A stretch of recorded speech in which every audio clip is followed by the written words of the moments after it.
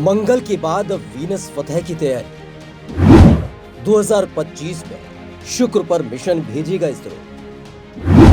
France की अंतरिक्ष agency करेगी इसरो की मदद।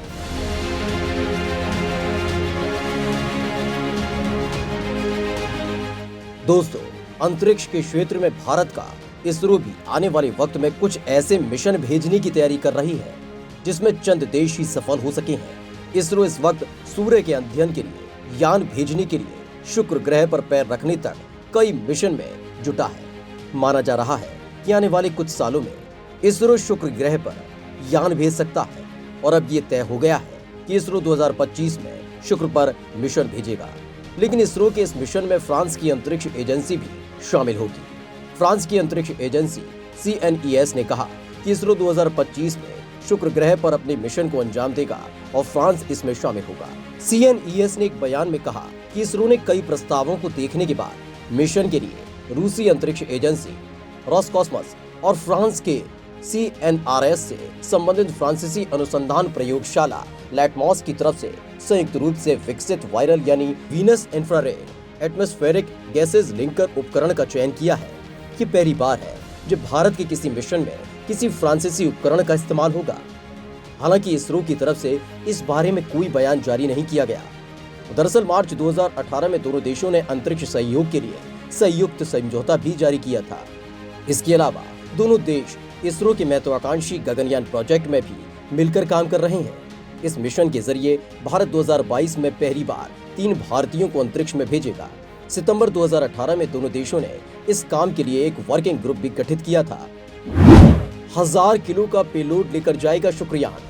2025 में फ्रांस की मदद से लॉन्च होने वाले शुक्र मिशन को लेकर इसरो ने अपनी तैयारियां तेज कर दी हैं।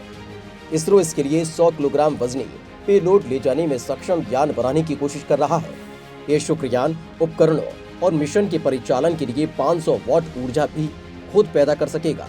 इसरो की माने तो पिछले कुछ दशकों के दौरान अंतरिक्ष तकनीक में हुए विकास और कंप्यूटेशनल तकनीक में उन्नति से सौर प्रणाली के अध्ययन में काफी प्रगति हुई है। इससे सौर मंडल की जटिल प्रक्रियाओं की समझ बढ़ी है।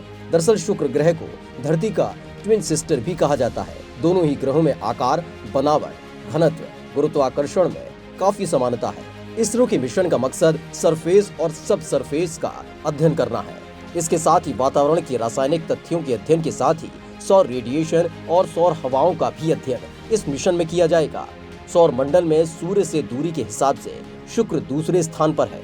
कई मायनों में ये धरती जैसा माना जाता है। सूर्य का एक चक्कर ये 225 दिनों में ही पूरा कर लेता है। सूर्य के करीब होने के कारण ये काफी गर्म है। अगर इसरो शुक्र पर सफलतापूर्वक मिशन भेजता है तो ये एक और महत्वपूर्ण उपलब्धि होगी। आज तक सिर्फ 4 देश अमेरिका, रूस, जापान और यूरोपियन यूनियन ही शुक्र पर सफलतापूर्वक मिशन भेज पाए हैं। पहली सफलता अमेरिकी अंतरिक्ष एजेंसी नासा को 1962 में मिली थी। शुक्रयान में 100 किलोग्राम का पेलोड हो सकता है। ये शुक्र ग्रह के चारों तरफ अंडाकार चक्कर लगाएगा। शुक्रयान शुक्र ग्रह के चारों तरफ नजदीकी 500 किलोमीटर और दूर 60,000 किलोमीटर की कक्षा में चक्कर लगाएगा। शुक्र के वायुमंडल में कार्बन डाइऑक्साइड की अधिकता है। एक अनुमान के मुताबिक करीब 96% तक हो सकती है। यही नहीं, शुक्र पर वायुमंडलीय दबाव भी धरती के मुकाबले 90 गुना ज्यादा आंका गया है। शुक्र आकार के मामले में पृथ्वी के काफी समान है। हालांकि सूर्य से नजदीक होने की वजह से इसका तापमान धरती के मुकाबले अधिक होता है। चंद्रमा के बाद रात में आकाश में सबसे ज्यादा चमकने वाला यही ग्रह है। वैज्ञानिकों को मिले हैं वीनस पर जीवन के संकेत। दरअसल हवाई के मोना केआ ऑब्जर्वेटरी और चिली के अटाकामा लार्ज मिलीमीटर एरी टेलीस्कोप के जरिए किए गए अध्ययन में पता चला है कि वीनस पर सल्फ्यूरिक एसिड से लदे बादलों में सूक्ष्म जीवों की मौजूदगी हो सकती है। दरअसल शुक्र के बादलों में फास्की न होने के पुख्ता सबूत मिले हैं, जो पृथ्वी पर जीवन से जुड़ा एक महत्वपूर्ण कारक है। फॉस्फेसन फास्फोरस और हाइड्रोजन के मिलने से बनता है। इसको ग्रह की सतह से 50 किलोमीटर ऊपर पाया गया।